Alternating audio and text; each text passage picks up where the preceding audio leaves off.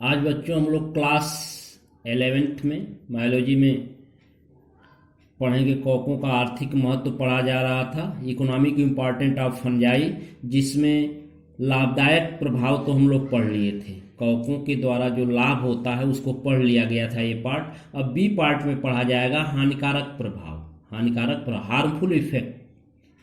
कवकों से क्या क्या हानियां हमें होती हैं उसके बारे में पढ़ेंगे।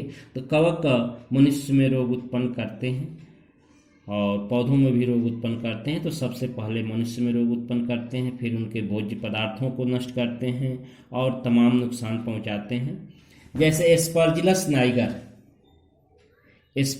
नाइगर और एस्परजिलस फ्लेवियस दो ऐसे कवक हैं जो ह्यूमन लंग, मनुष्य के फेफड़े का रोग उत्पन्न करते हैं। कौन सा रोग? मनुष्य के फेफड़े। फेफड़ा मुख्य श्वसन अंग होता है, तो मनुष्य में फेफड़े का रोग उत्पन्न करते हैं, जिस रोग का नाम है एस्परजिलोसिस। क्या है? एस्परजिलोसिस।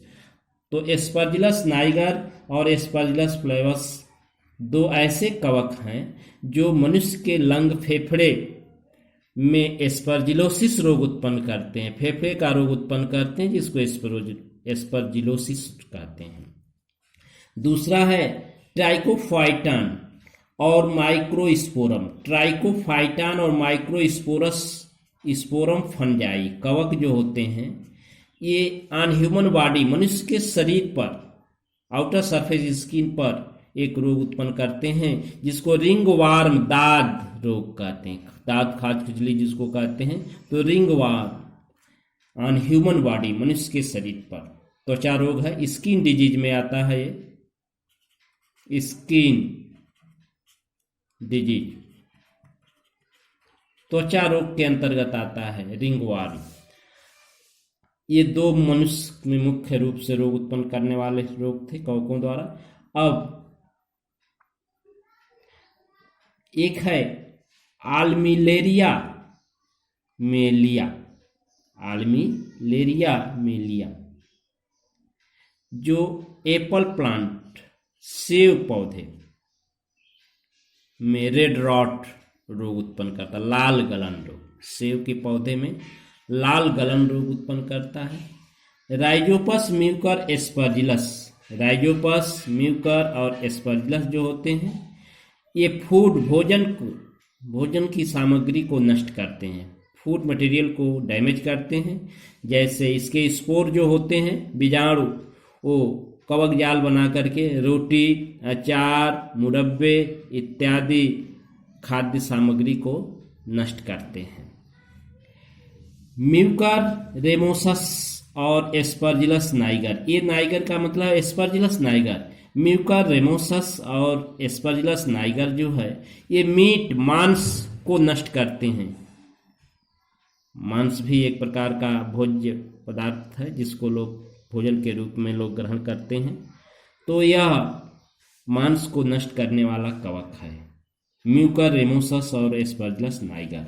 सम फंजाई, कुछ ऐसे कवक होते हैं जैसे एमानिटा स्पीसीज, एमानिटा प्रजाति के, एमानिटा स्पीसीज के कुछ ऐसे कवक होते हैं जिनको भ्रम में एगारिकस मशरूम के बदले खा लिए जाते हैं, एगारिकस के जगह पर खा लिए जाते हैं, जो एक टॉक्सिक कवक है, विषैला कवक होता है, और उससे मनुष्य की मृत्यु हो जाती है। मनुष्य की क्या हो जाती है?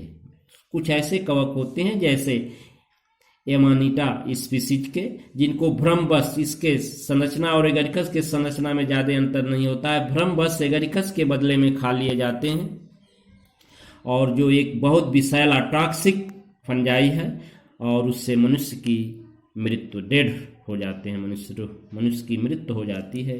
अगला है क्लाविसेप्स, एक ऐसा कवक है जिससे एलएसडी प्राप्त होता है। एलएसडी लाइसर्जिक एसिड डाइइथैलेमाइड है, ये लाइसर्जिक एसिड डाइइथैलेमाइड इसका पूरा नाम है।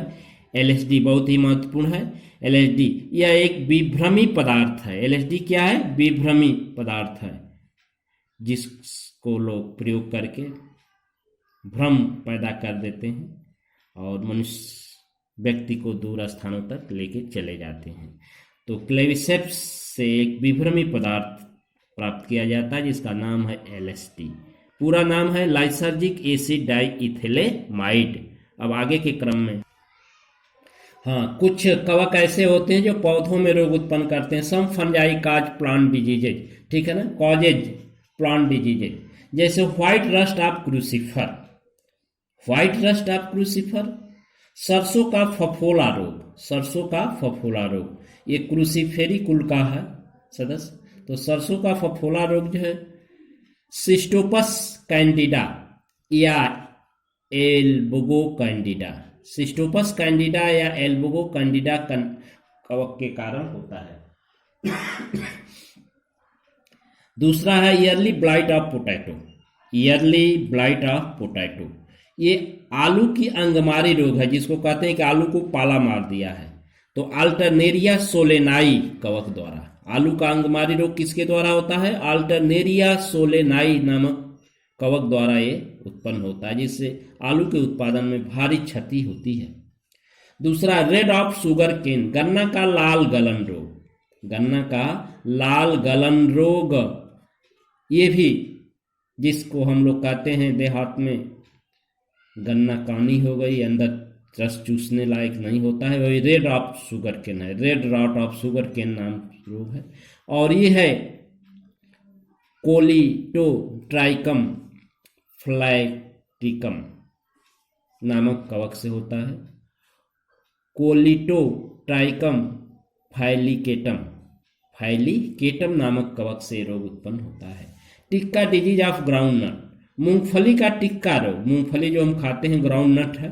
टिक्का डिजीज ऑफ ग्राउंडनट, मूंगफली का टिक्का रोग जो है।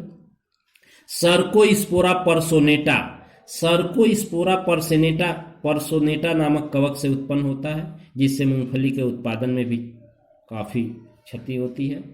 अब brown leaf spot of rice, rice में चावल, धान की पत्ती का भूरी रोग बहुत ही महत्वपूर्ण है। ये रोग हेलमिन्थोस्पोरियम ओरिजे के द्वारा होता है। इस पर एक कहानी है। 1943 ईस्वी में ये जब धान की फसल को नष्ट कर दिया था यह रोग, तो बंगाल में अकाल पड़ गया था और उस अकाल के कारण 20 लाख लोगों की मृत्यु हुई थी 1943 ईस्वी में। 1943 ईस्वी में brown leaf spot of rice के कारण जो है धान काफी क्षति हुई थी, जिसके अकाल सूखा पड़ गया था और उस सूखा के कारण भोजन बगैर 20 लाख लोगों की मृत्यु हुई थी। ये बहुत ही महत्वपूर्ण है। इस तरह से हम लोग कवकों के इकोनॉमिक इम्पॉर्टेंट, फंजाई के इकोनॉमिक इम्पॉर्टेंट, कवकों के आर्थिक महत्व में कुछ लाभदायक और हानिकारक प्रभाव पढ़ लिए। अब इसी के साथ ही समाप्त हुआ। धन्यवाद बच्चों। वीडियो को लाइक करें, शेयर करें और इसको सब्सक्राइब करें ताकि अन्य लोग भी इसका लाभ उठा सकें।